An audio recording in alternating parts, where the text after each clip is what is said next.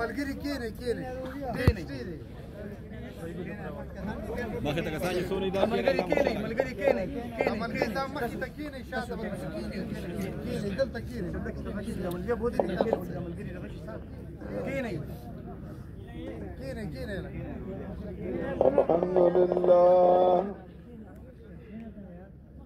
الحمد لله نحمده ونستعينه ونستغفره ونعوذ بالله من شرور أنفسنا ومن سيئات أعمالنا من يهده الله فلا مضل له ومن يضلله فلا هادي له ونشهد أن لا إله إلا الله وحده لا شريك له ونشهد أن سيدنا ومولانا محمدا عبده ورسوله صلى الله تعالى عليه وعلى آله وأصحابه وسلم. أما بعد فأعوذ بالله من الشيطان الرجيم. بسم الله الرحمن الرحيم. يا أيتها النفس المطمئنة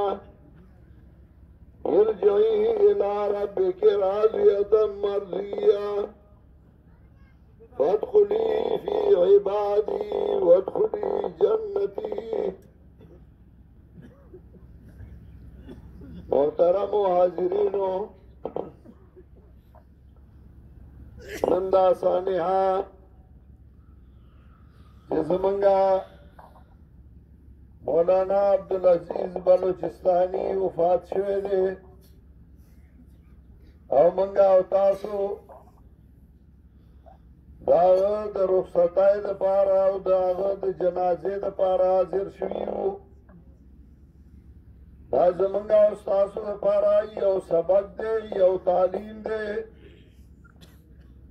چې یو سړی هر څومره لوی عالمي، یو سړی هر څومره لوی درجې والی، هر څومره مالدار او دولتمندي، واد دی دنیا نا یو ځل به کوچ کوي او د دې دنیا نه به رخصتېږي او ځي به. په پښتنو دا مثالونه متلونه دا هم یو سبقي د پښتنو دپاره. پښتانه وایي نر مري او نرتوبې پاتې کېږي او دله مري دلتوبې پاتې کېږي. چا چې دنیا کې د نرتوب کارونه کړي، غیرت کارونه کړي، د بهادرۍ کارونه کړي، نو د هغه غیرت، د هغه بهادري، د هغه کلکوالی هغه وروستو د هغه دشمنان هم یادوي او د هغه دشمنان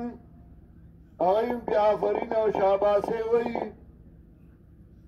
زما دشمنو خو نرو بهادرو. او چې یو سړی بې غیرته وي نو د هغه د مرګ نه بعد د هغه بې غیرتي، د هغه بزدلي او د هغه کمزورتیا هغه یادېږي. د هغه خپل ملګري مارپورې ټوکې او مسخرې کوي او د هغه د بې غیرتۍ هغه واقعات هغه یادوي. لوی غیرت، لوی بہادری هغه دا ده چې انسان د الله په دین باندې غیرت وکړي، د الله په دین باندې کلک پاتې شي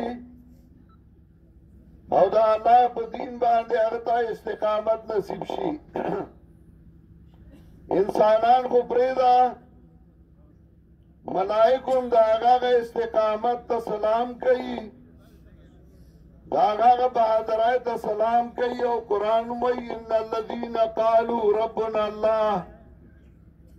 ثم استقاموا تتنزل عليهم الملائکه. چې ایمان یې راوړ او په هغې کلک ودرېده ملائک راضی تتنزل علیہم الملائکہ مرد په حالت کې ملائک راشي هغه وی الله تخافوا ولا تحزنوا الله تخافوا ولا تحزنوا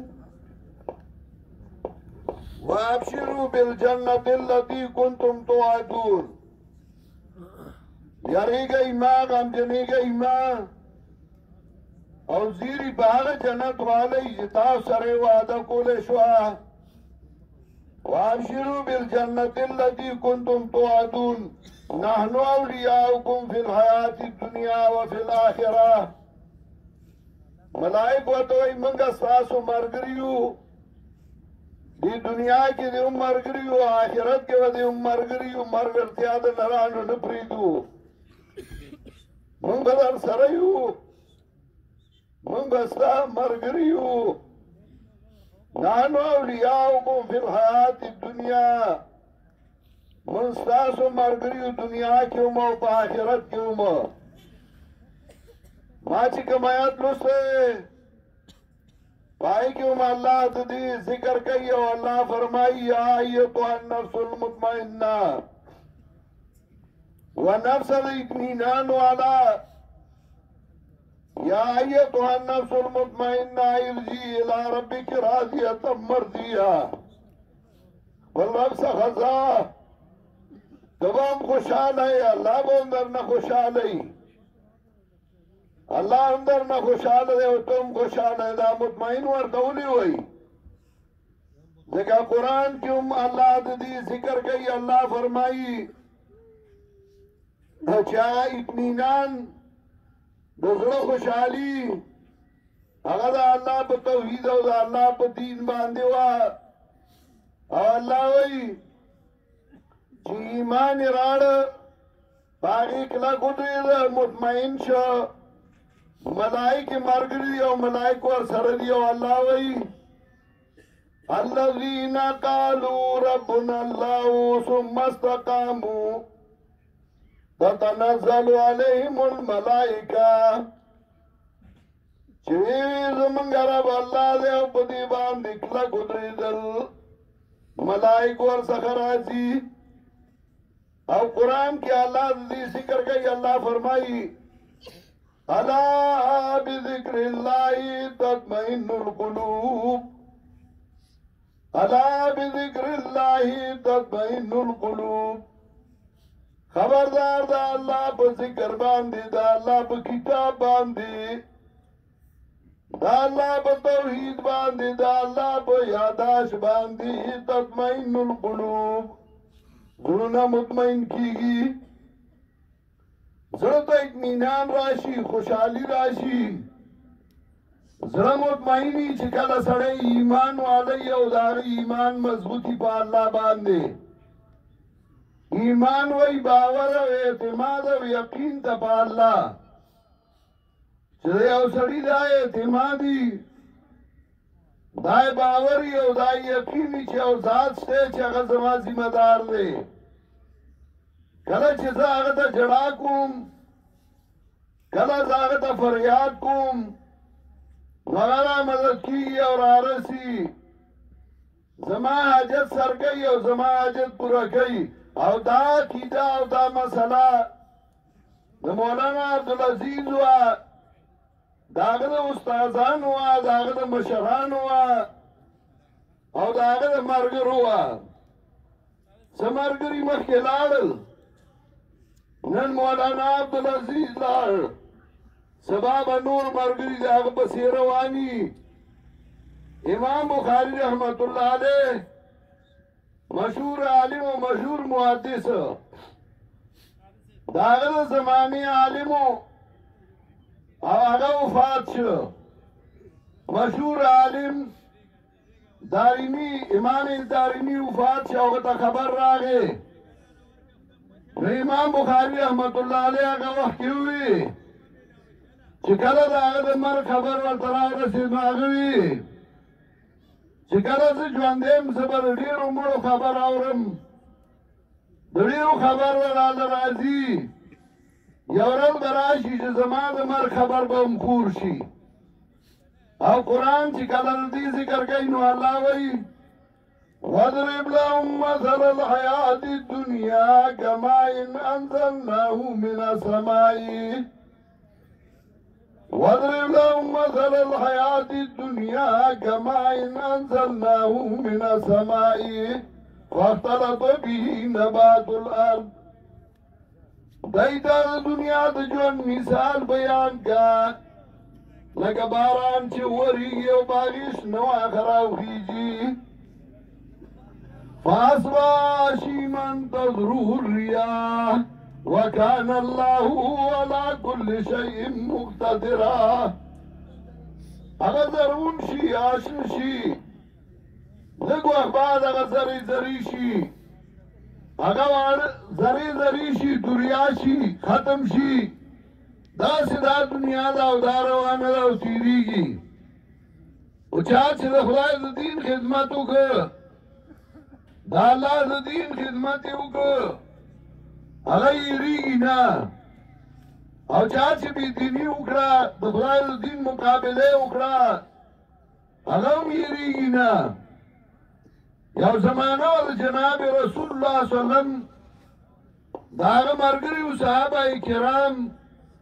هغه هم دنیا نه لاړل او د نبي علیه السلام دشمنان هغه هم لاړل دا دنیا روانه ده هغسې او تېرېږي موږ په خپلو لاسو باندې ډېر لوی خلک ښخ کړل موږ د ډېرو لوی علماو جنازې وکړې موږ ډېر درانه او عزتمند خلک د خاورو د لاندې کړل او کومه چې د پیغمبر پاک طریقه وه په هغه طریقه هم جنازې وکړې او د هغې قبرونه او په هغې هم خاورې واړولې دا یو قافله روانه ده دغسې نن موږ یو سبا سل کاله بعد به بیا هېڅوک نه وي دا ټول به تلي او داسې به رواني خو یاد ساتئ چا چې د الله د دین خدمت کړی د هغه پته په جنازه کې لګي امام مالک رحمت الله علیه او قول دی او زما علي صاحب په ذکر کو ان آثارنا تدل علینا فانظروا بعدنا الى الاثار زمونږه نښې به زمونږه په ژوند باندې دلالت کوي فانظروا بعدنا الى الاثار زمونږ نه بعد زمونږه نښو ته وګورئ چې مونږه دنیا کې څه نښې پرېښودې دي بلوچستان مولوي صاحب که نن نښه پرېښوده د قرآن درسونه دي دا څومره علما چې دې علاقه کې وي دا د هغه شاګردان دي هغه ورته قرآن ښودلی انسان و انسان نه ګناه کېږي بغیر د انبیا علیهم السلام نه چې هغه معصوم دي او د هغې نه ګناه نه کېږي نور د هر چا نه ګناه کېده خو اجرونه نیکۍ ثوابونه هغې په ګناهونو زیات دي نو هغه ته خلک نیک سړی وایي او ښه سړی وایي او بیا الله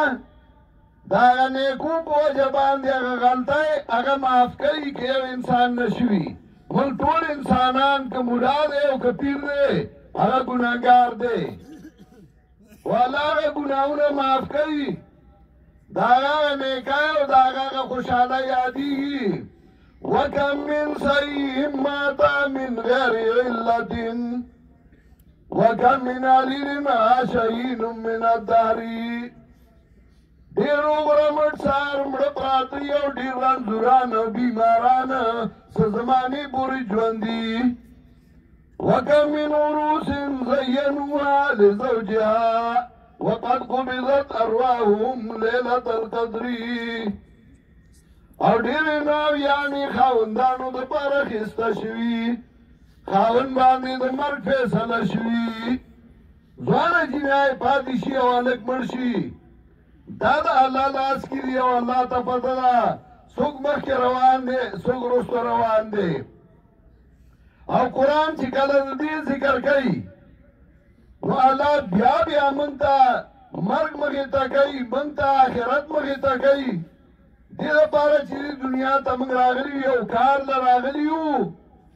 هغه کار کولی او بیا به ځو حکومت هم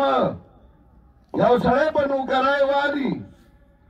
شپېته کاله پوره شي وایي چې د شپېتو شي نو د ایستو شي